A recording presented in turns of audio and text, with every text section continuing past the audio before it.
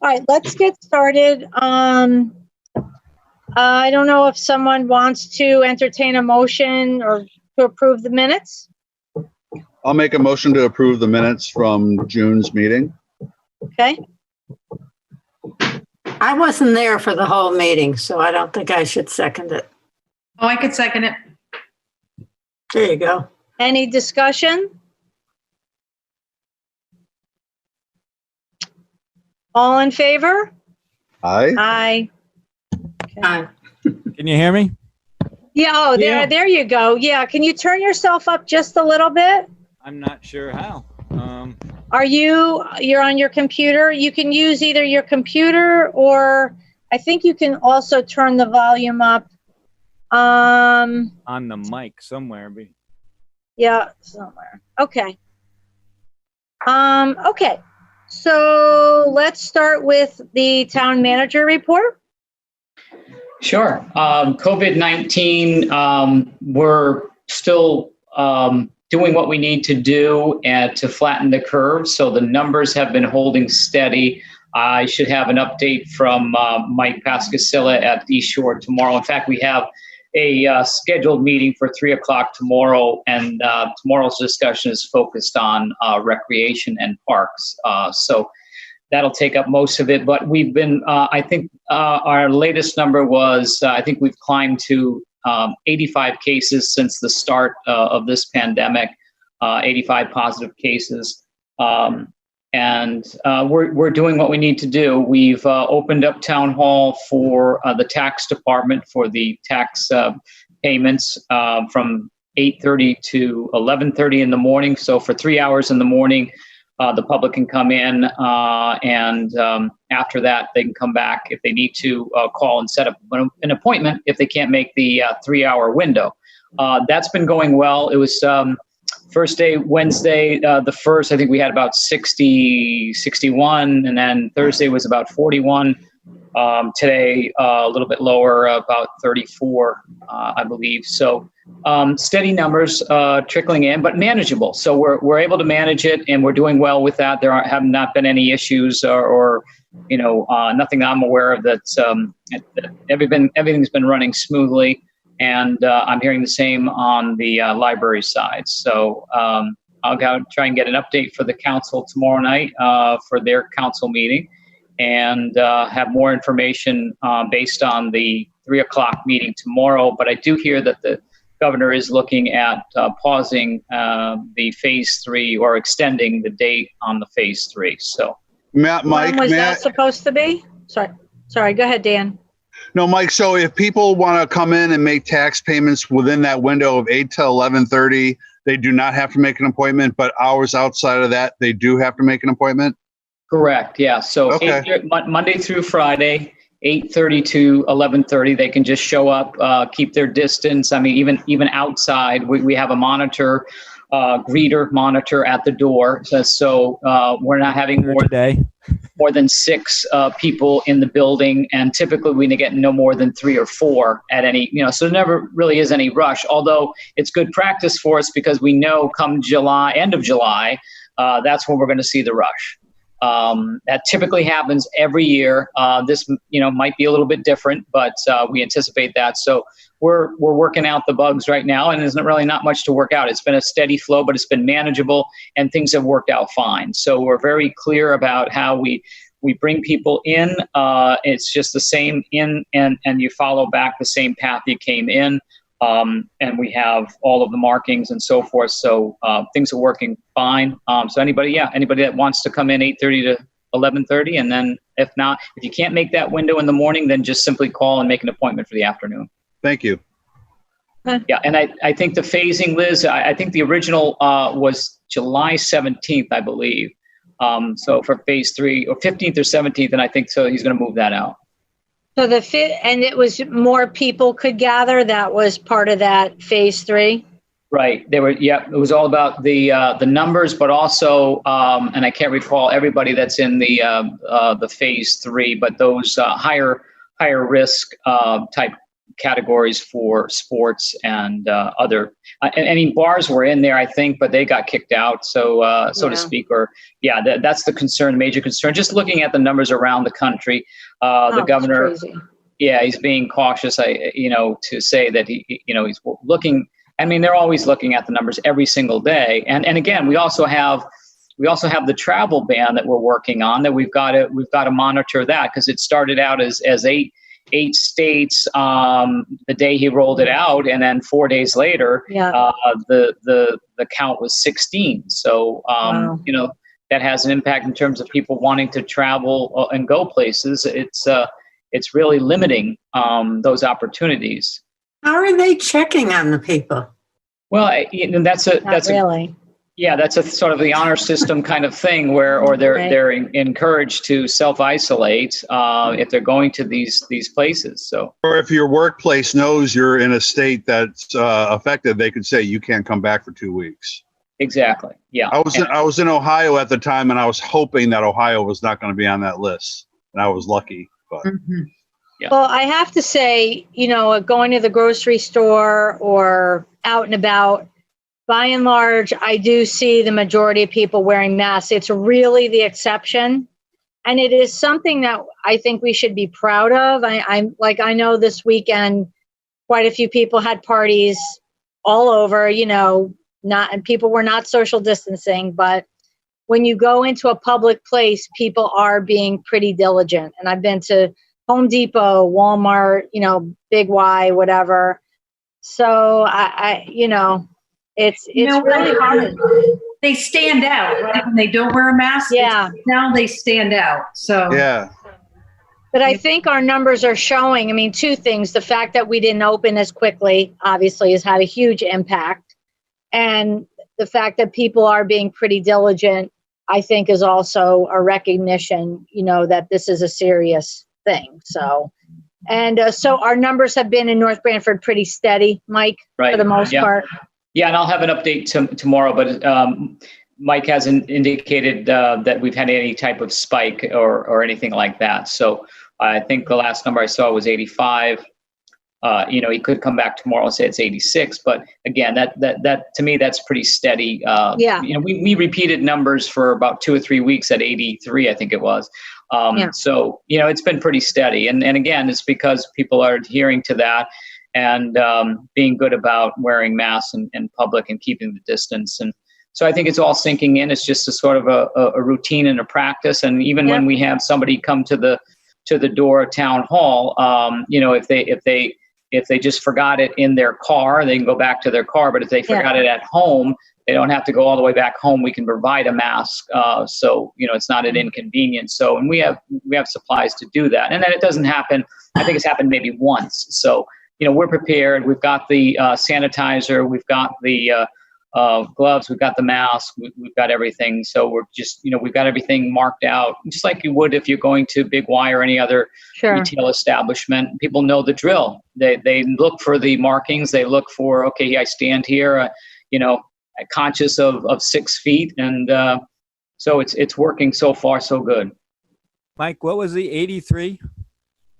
I was just saying back about 2 weeks ago, I think our total count of positive cases was 83, and it was repeated a 2 or 3 weeks. So we were holding pretty steady. But there's 83 in North Branford? Yeah, 83 since the beginning. Yeah. Oh, okay. Yeah. Thank you. So I never knew that number. Yeah. And, knock on wood, it's, Evergreen Woods has been doing a phenomenal job. So, when you compare those type of facilities, nursing and care facilities that for Branford, New Hampshire, all across the state have been struggling. They're vulnerable populations. So, kudos to their efforts and their coordination, communication there. So, well, as Liz pointed out, the whole state. Everybody needs to follow our lead, but they're just not doing it. So. Yeah. That's Mike, Go ahead. Sorry, Rose. I just wanted to, on the taxes, is it still that people can pay with their credit card online and the fee is waived also? That is correct. Yep. We've been promoting that as well for anybody that calls in. Yes. Yep. we're waiving the fee on electronic payment. Excellent. Thanks, Good. Rose. Yep. Okay, so seeing that we don't have any guests, Roger, take it away. Just to add to what Mike said on COVID-19, we got a kind of COVID risk analysis infographic through my son at New York hospitals, which they've been distributing right throughout the state of New York. So we sent that out this morning on Constant Contact and also shared it with David Lehman's office and added it to a message that came from the DCD this morning announcing the extension of the paycheck program, which is still has 130 billion left in the program, and it's been extended for 8 weeks. So we sent that out together with the infographic to all of our business on the Constant Contact list. So, may I ask, is that the additional $600 a week for unemployment benefits, or is that no? separate? This is you have to essentially give an assurance you're going to maintain your payroll, and it covers the expenses of your payroll up to 75% through that 8-week period, and then you essentially get it as a loan. If you meet the continuation of employment, you then get the loan forgiven. So I know several companies in town have done that, particularly Penn Globe have done it, and they've actually been hiring in the last 3 weeks. So, it is a really good program, and it's been undersubscribed. So this time it's focused on smaller businesses and rural businesses. So it's really something, if there's anyone out there in our community that still thinks they have a chance, it's worth filing an application through their bank. I know, Melissa, do you want to add to any of that? Hi, guys. Sorry I was late. So no, you hit it on the head. SBA keeps changing some of the laws there. So you said up to 75% for payroll. They dropped it till 60, and they extended it either over an 8-week period for the first round, but the second round has up to 24 weeks to use the money, or by December 31st. They have about $130 million left. We are starting to take applications again as of today because the Trump just signed it back into law, right? So we can take them again here at People's, but you pretty much got it all on the head.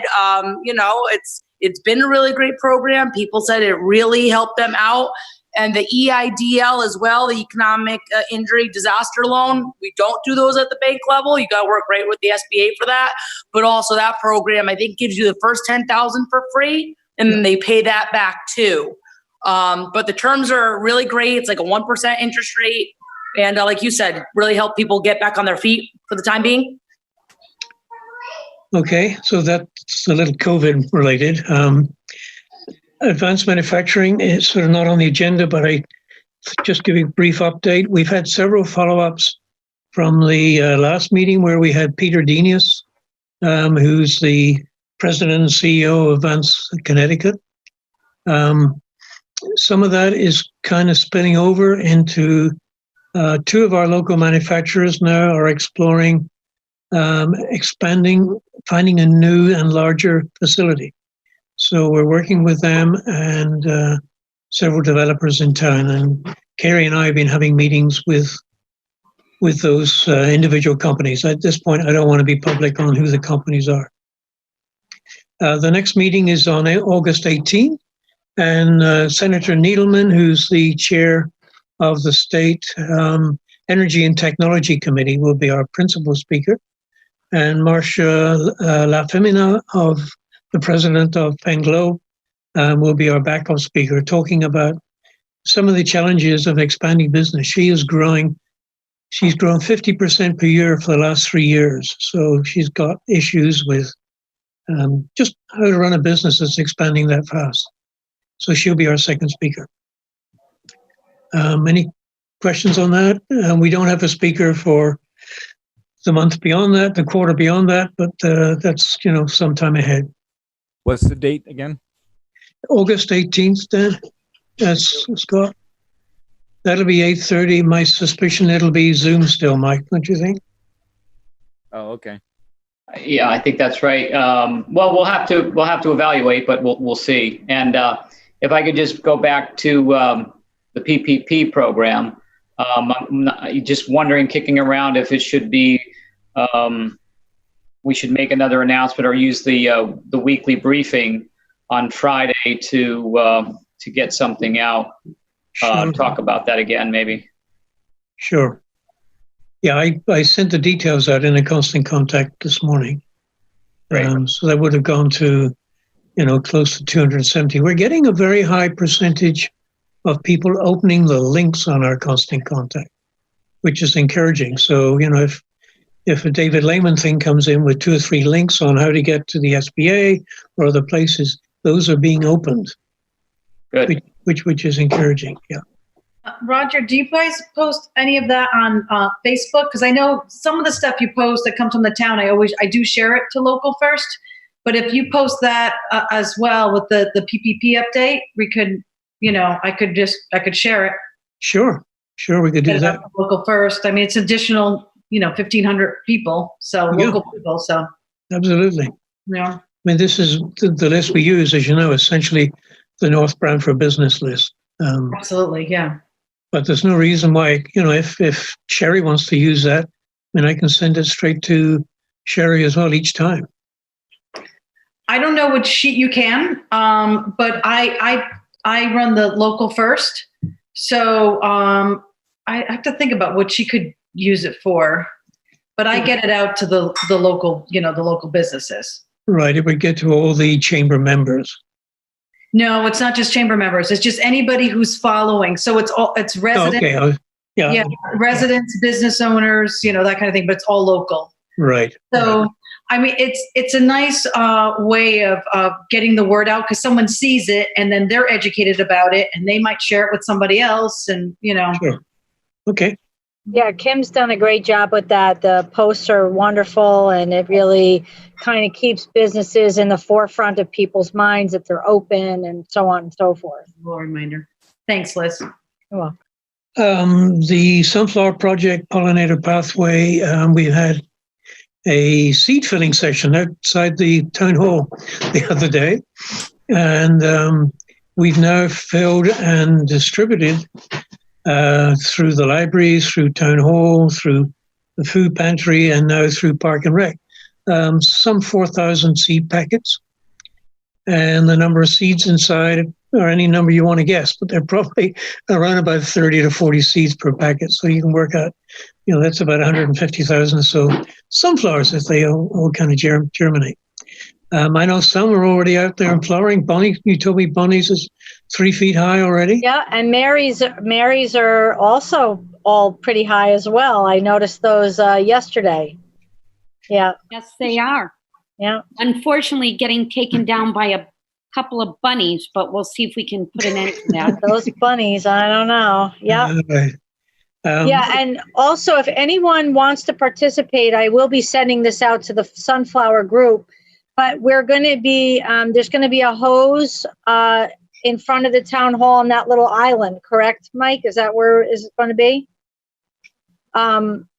One of Franny's folks is going to get the spigot working, and so we will need help watering. I mean, we could sort of make a schedule, and if it's raining, obviously that doesn't need to happen, but we want these things, to flourish. And if the deer don't get them, and bunnies or whatever varmints are out there, but if anyone in this group would like to help with watering, just you can send me a separate email when you get a chance. So we're going to kind of make a regular schedule of doing that. So not whatever works for people. So maybe you want to mention, Liz, this year Fran has plowed and seeded 8 rows of sunflowers on both sides of the road around town hall. So last year we had 3 rows, so it should be quite a feeding session if the deer get there. But otherwise, it's going to be a pretty good display this year.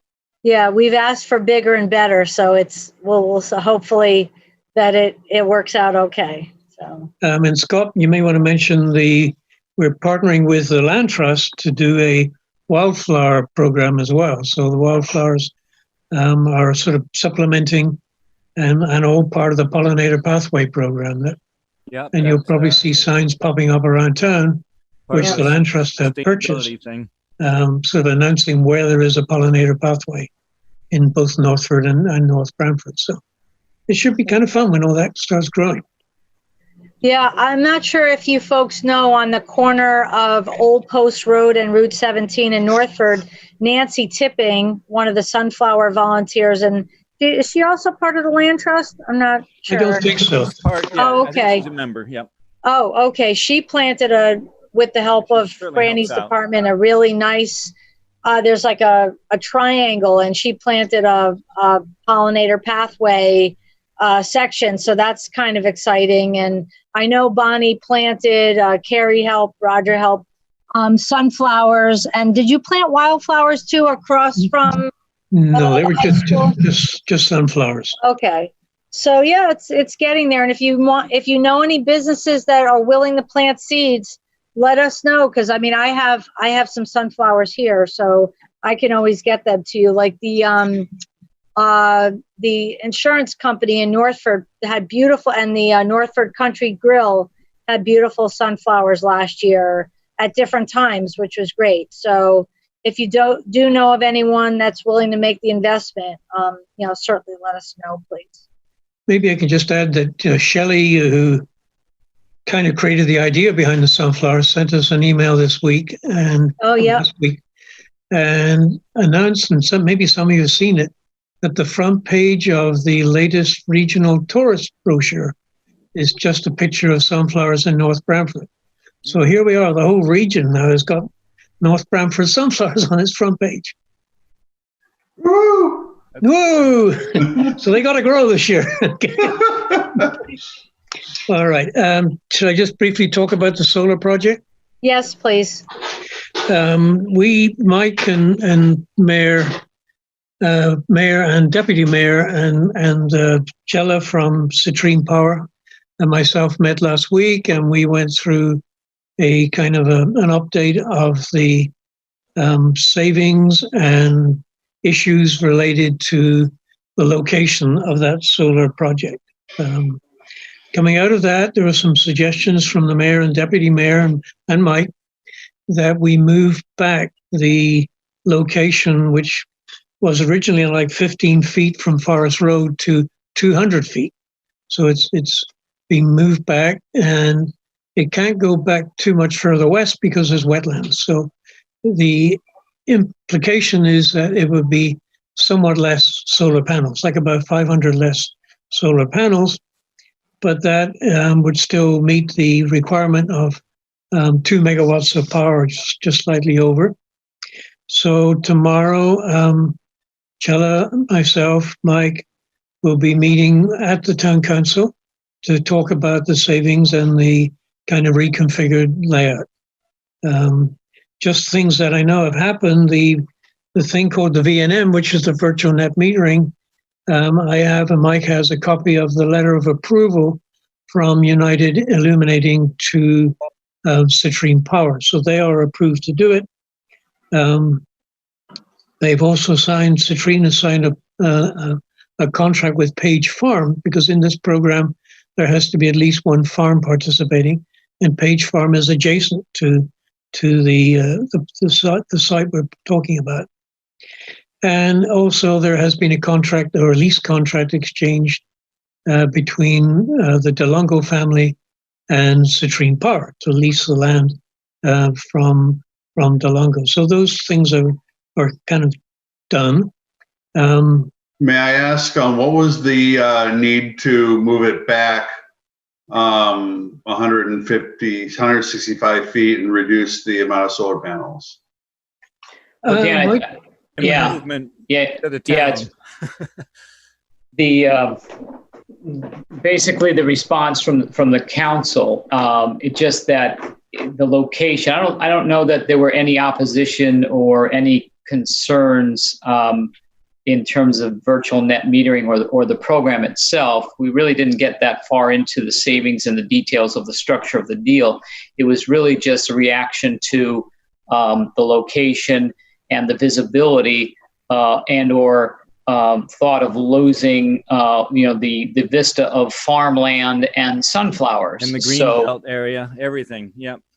yeah. So it was just good choice. It was that type of reaction to say, they were concerned. They were concerned about and wanted to know if there was any way that could be mitigated in terms of visually. And it's tough to do because coming north, I think north on Forest Road, there's an elevation there, so you're definitely going to see it coming south. You probably might not because of the shift. I guess, as Roger said, the revised one up to 200 feet back and further west, with some screening type of vegetation or screening will help the case.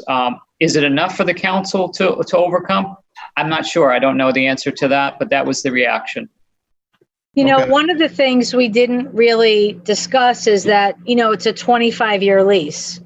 And if that lease, whenever that lease is up, that land can always go back to farmland once the Sure. the panels are disassembled. If there were to be houses built, then that would be a permanent change to that vista, and it is Mark's property and he can do what he wishes with it.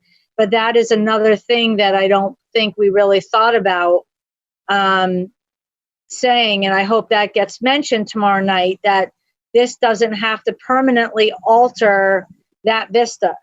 It certainly could behoove the town, and I think it's great that the concerns were raised. I watched the meeting, and that we're working with Sachin, because that's a lot of money to save for the community. At the same time, the location is without a doubt an important location for both the panels and for those fields as well. But it doesn't have to be a permanent alteration of that land. That's, I think, a good thing. So yeah, your point, Luke, is that it's really a preservation of that vista. Absolutely. Yeah, It it's is. interesting. That's a good, interesting point. Also, if you move those back, and who knows, like Liz says, in 20 years, maybe that's not the way to go. Maybe it is the way they go. Now you still can come forward if you wanted to. But do it then, not now. Keep them back there. That's a good choice. I think it's a great choice.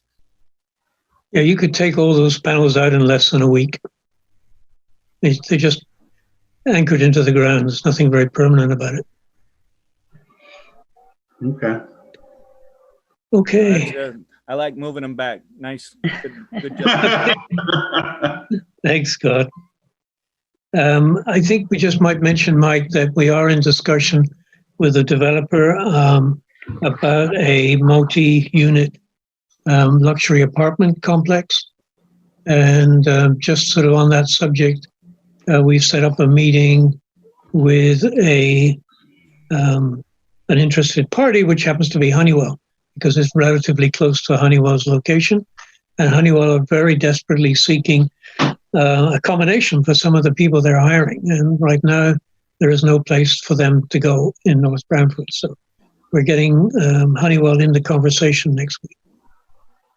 Right. Yeah, it's a great opportunity, but not without its hurdles. And this proposal is got a density issue, and that remains to be seen if we can get over that hurdle in terms of the market economics. But it would be I think a good mix and a good project to have with buy-in from Honeywell, or at least support from Honeywell, which would be great. And maybe it becomes an attraction. Support be? Are they part of the development team, or no? But if Honeywell has any plans to expand in that area, we should like to hear about it in terms of the positioning of these things. Okay. There is another conversation going on, Scott, with one of the manufacturers I mentioned earlier. Yep. Who are interested in taking a piece of that land and building a factory there. Oh, really? Yeah. This is up this is the Northford by Honeywell site, right up there? Yes. Yeah. It's like a 26-acre site. The apartments are on another separate six-acre site. So there's a conflict now between whether that should be an industrial place where people come to work, or a residential thing that can? No, not really. Okay. Where the apartments are is currently residential. Oh, they're two different sites? Yeah. Yes. Okay.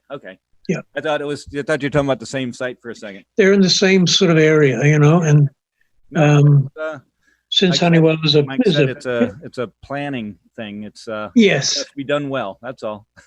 yeah, it would come before the planning and zoning, I think, in August. Mike is Yeah, it's been obviously been done in other parts of Connecticut, and it just hasn't been done in North Branford.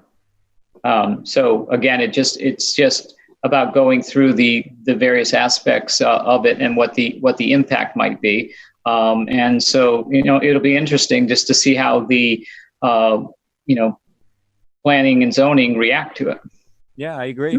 one of the issues, Scott, is this is going to be a fairly good number of luxury apartments with lots of amenities and parking and so on.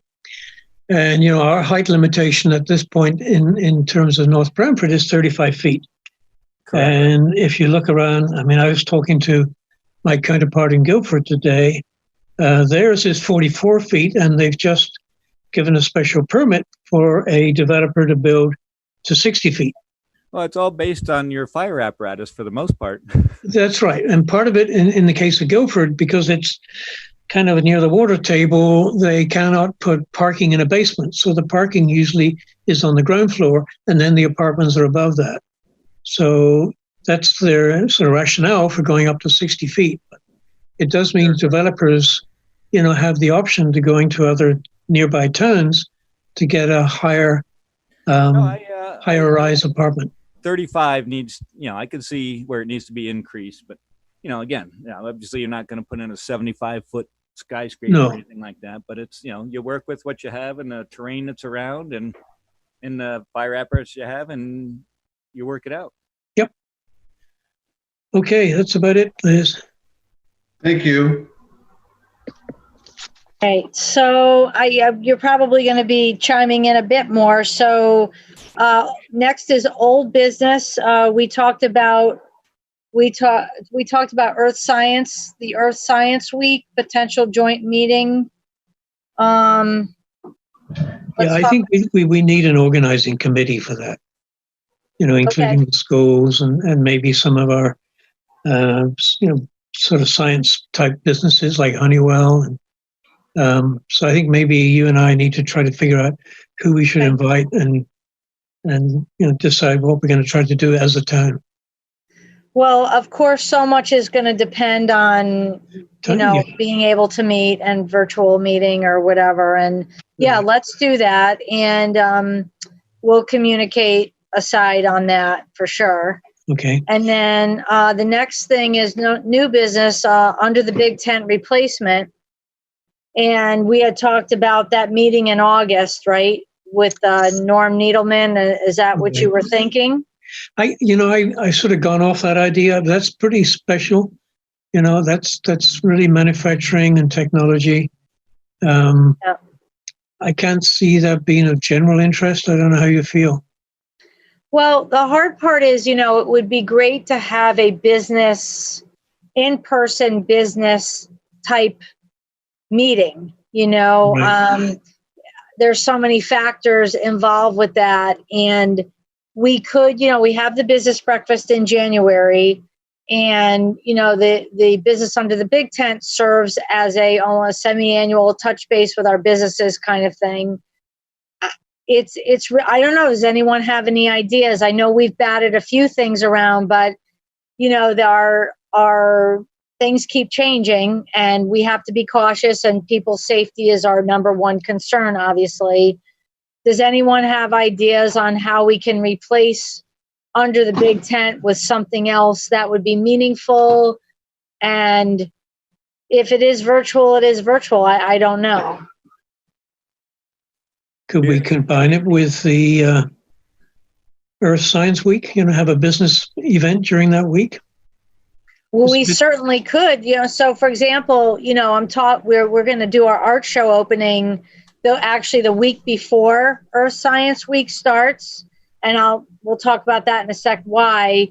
And I'm thinking, we're not really going to be able to have a real art show opening. We get hundreds of people that go through the library. It's at Smith this year, which is definitely a smaller space than Atwater. And I can't really see a traditional art show opening happening where we'll do the show, but people will have to filter in and out over that month as they see. So again, I think it would be great to combine it. I think that makes sense because we're celebrating, Earth Science Week. And it just depends on what we're able to do for proximity. That's the $64 question. Right. Yeah, maybe we could do it with, take a chance on the weather and do it at some like Stewards of the Land. Right.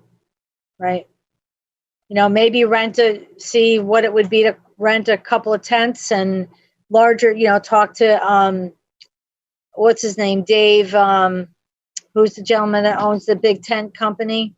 David Hall. Yeah. And see if he would cut us some kind of a deal on that, but that would be great. I mean, it would be great to use a local business to have this event, I don't know. Kim, you're going to say something. Yeah, because I'm trying to think. We're doing two things. One is going to be we're still going to go forward now with our health and wellness fair. We typically have it at the YMCA, but because it's indoors and we're not too sure how people feel about that, we're going to do it via Zoom, but have breakout sessions so that our vendors can have either a video or a demonstration going and all at the same time. And then customers or guests could come in and pick a room that they want to go into. So if they want to learn about yoga, they might want to go to that class. Or if they want to learn about a certain type of insurance, health insurance, they might go into that room. Depending on what vendors show up, we have BH Care that they're going to come in. So if they want, mental health awareness, they might go into that room. And you could go into any room as many times as you want. You could kind of rotate, and it's set hours. So there's something like that. When is this taking place? We're doing two of them. One of them is going to be July, and one in November. So let's see if I could find the exact date, but I could get it to you. Yeah, that would be good because I don't know what kind of, do you have to be a member to participate? No, you just go in and it's free. Yeah, that it would be good to experience something like that. So maybe, Roger, that could be an alternative, kind of cook up something like that. Sure. For us, because that's a lot of people are using breakout rooms. I know they did it at school. My colleagues did with one of our Spanish teachers did that with having students converse separately in separate rooms, so that's a great. I've never tried it myself. I'm a little technologically challenged, so I would love to see how it's done on a large scale. I mean, how many people would you estimate might attend something like this? So, it could be, typically it could be, say 300 to 500 people. But in a case like this, because no one has to go anywhere, it could even be more. And of course, if the town chooses to charge, they can charge a fee to register for the event. Or if you wanted to charge the vendors, you could charge the vendors to attend, to host, to be a part of the event. I don't know how you guys do it, or how we do it, but those are a couple options that can be done. And for the most part, it's just, so say I was, an insurance company and I wanted to talk about my insurance. If I have a 4-hour or 5-hour window, I could either have, appoint somebody in time intervals. You take that hour, so you don't hold up one employee's the whole time. Sure. And you talk about this and you talk about that, or you could have the person do a PowerPoint. You could have the person do a demonstration. So we have some people like personal trainers coming on, and I was talking to them and they said they could have a video. I said, why don't you, so many people on Facebook now and social media have been posting these virtual workouts, right? So do that. Do a demonstration and get people involved, because you might hold someone's attention a little bit longer than Sure. a PowerPoint. But there will be people that maybe will put a PowerPoint on for 5 hours and just either have it rotate or just play out. I wouldn't advise someone to have something just go straight through for the full 5 hours, because no, I don't know if anyone has that long of an attention span, but something maybe for 30 minutes or so, you might be able to hold them. But even then, I would, it all depends also on what you're talking about. But so there's something like that. And then there's also, and you could do it. Our biggest suggestion is, just before I get off that topic, is like about 15 to 20 minutes. Cause usually after that, somebody starts to, stray. Right. But the other thing we are doing is our Taste of the Shoreline. So we do that every year on the Guilford Green. And the only reason why we're still committing to doing that and that's in September. And the only reason why we're still going to do that is because it's an outdoor event. Yeah. And we feel that we might be able to do it and still have, so say we get one of like Munger involved, and they could put up the plastic, they might donate the plastic barriers between between each tent. Usually each vendor brings their own tent. So that's the other thing you could suggest. We have everyone bring their own tent because you usually just need a pop-up, and a lot of them have them already. And they pop up their own tent, and we could, help provide maybe the layout of it, whether it be the plastic barriers, and then it'll be the whole thing with lie on the ground, kind of like we did at the town hall, and have it all set up so that people stay social distancing, and is this in August? That's in September. I'm this whole COVID thing, everything going on. Right. I have a suggestion that, why don't we just skip it this year and say we'll come back next year when the tent is back? And due to the respect of everybody trying to social distance and do everything else, why try to bring people into a large group atmosphere and set a new, I don't know. Well, the reason I wanted to throw it out there, like Kim's idea of doing it virtually, the way they're doing this health and wellness fair, maybe we do it like that. And to your point, I understand that it's a lot of coordination and a lot of work to put it together. And we'd have to be really, sort of focused on what would be the purpose of the why, that the people would want a reason to come to this event. And what would they be learning? What would they, even if it would be free, like under the business under the big tent is, what would be their purpose of being in these break? You know what I'm saying? Well, so in that regard, then doing something COVID related about how to run your business under these new COVID requirements, showing them, geez, if you're a restaurant, you need to do this now. You need to do this, and just be proactive about it. And that's a good point. Yeah. Mm-hmm. Well, let's talk again. Let's talk about this again. And if anyone has, I like that idea, Scott.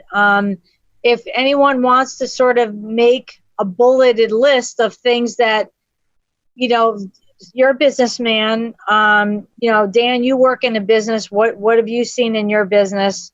Kim, you work in a business. What have you seen? Mike works in town hall. Roger, what have you seen? What's that? I'm going to say the biggest thing I've seen is how are restaurants going to handle this new change? Mm-hmm. I don't have the answers, but well, that could be something. And there's nothing, everybody has a restaurant, and nobody can go there now, or in a bar too. It's just, and then when you do come back, I mean, do you really want to go there? So it's well, people are going to restaurants actually, but they want. They're outside and they have 50% capacity on the inside, something like that. I went to go to Hidden Kitchen actually last weekend, and I didn't know you needed a reservation, and they were booked, which was great. It was good to see that for them. Especially people I've cooked for, they want a restaurant badly. And I know duties do something that I don't know. That's the thing that came to my mind is a restaurant before and after this whole thing are two totally different animals. Absolutely. Absolutely. Well, let's, any ideas that you have, throw them, Roger's way or my way. And, maybe we do skip it for this year and not have this large undertaking, because we cannot all be in an environment. We don't really have the facility to do it. We don't have the tent this year. So maybe it is something where we skip a year. I totally understand that, because I think about the experience with our graduation, the hours and hours and hours of coordination that took to make this graduation, which was wonderful. Don't get me, these kids just it was really wonderful. But it took a lot of hours of thoughtful planning to make it work over many days. And so is this something, do we feel it's worthwhile? What would be the point? What are the what's that? Is it worthy of a graduation? Right. There you got to do that for graduation. Yeah, you do. And obviously that's a have to. But we always want to acknowledge our businesses, and, certainly having something now like Constant Contact, where businesses are getting, updates several times a week from, the EDC, is a huge step for communication. So we have to, we'll bat it around a little more. All right. So the next is committee reports. Joan is not here.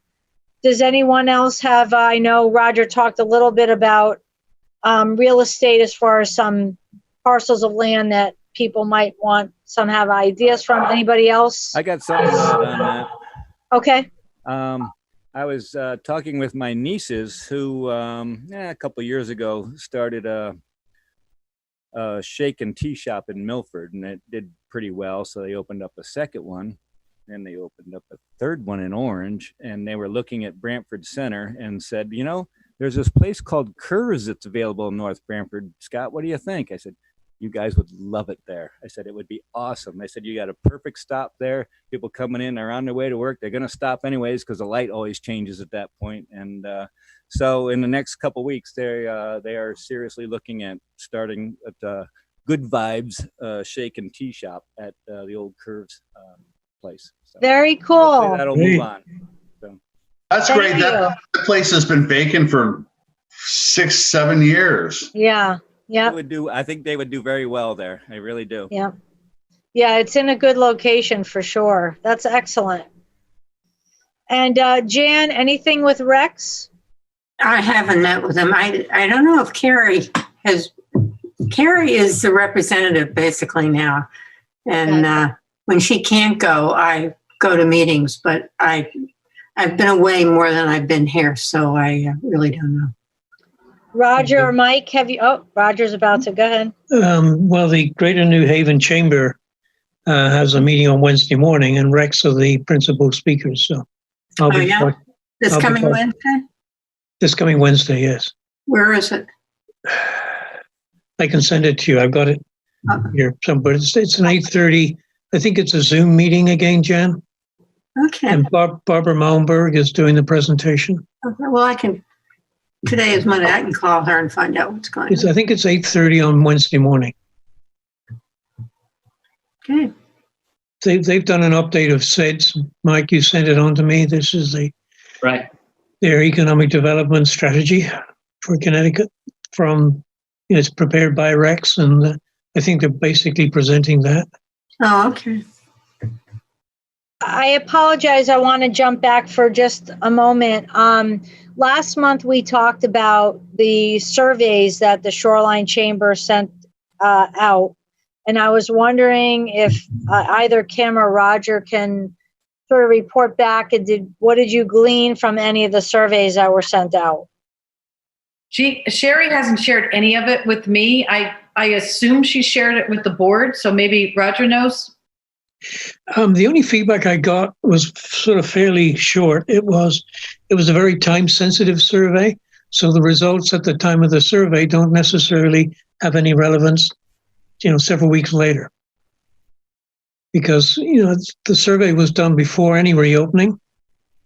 So what people's issues are today might be different from when the survey was taken. How many were returned? How many did they get?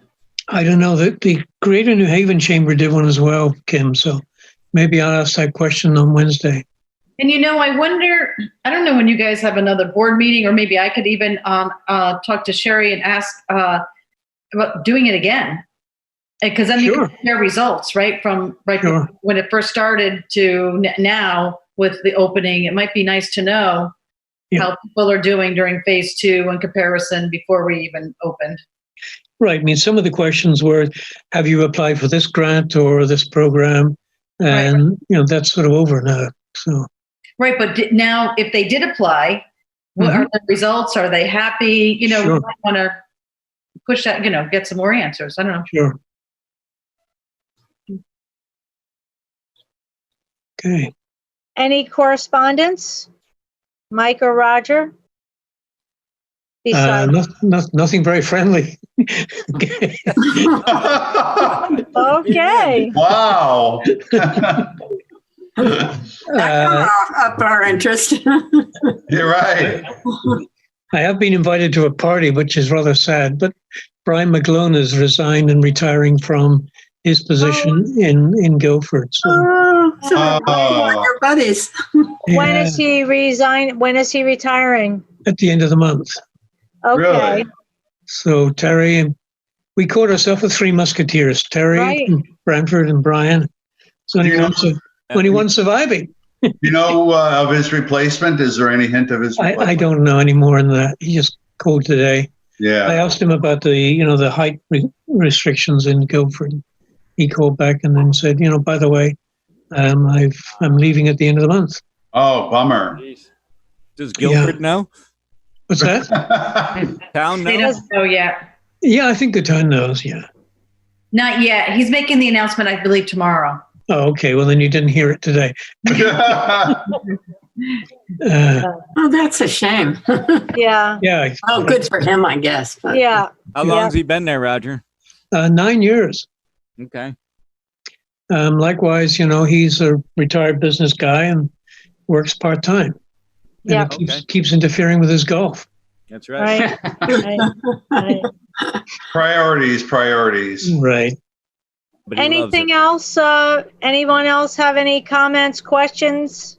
Back to the solar thing. I just had a thought. I don't know if, when it comes in for review and they're doing all this stuff, I was just thinking of, how I wanted it landscaped, or how I thought it should be landscaped and not end up being a bunch of weeds and whatever. And I have no idea what would be a good planting and what would not be a good planting. Could we, or would it be possible if I perhaps contacted was it Nancy DeBrule at Nature Works and something and said, hey, would you review this plan for us and let us know that is this natural for this area or whatever? And then we have some people at the Land Trust too who would probably have a say. Sure. That's a great idea, Scott. I mean, we used Donna Christensen came down and helped us kind of lay out the sunflower arrangement for the town hall last year, and we could certainly invite Donna to get involved in this. She would be very good. Just some, like I said, I mean, it just, they come and tell us, oh, we're going to plant it all with this, and it might be perfect in some other application, but you know what? Around here, that didn't work, and we don't want to find out after the fact. So just we have some. No, it's a great idea. Yeah. Yeah. Thank you. Okay. All right. Would anyone like to make a motion to adjourn? I'll make a motion to adjourn. All right. I'll second. Right. Well, stay safe, everyone. Stay cool. And always, whatever, ideas you have, please always send them our way. Thank you for all your work. See you all. Thank you. Bye-bye. Thank you, everybody. Stay safe. Bye, everybody. Here.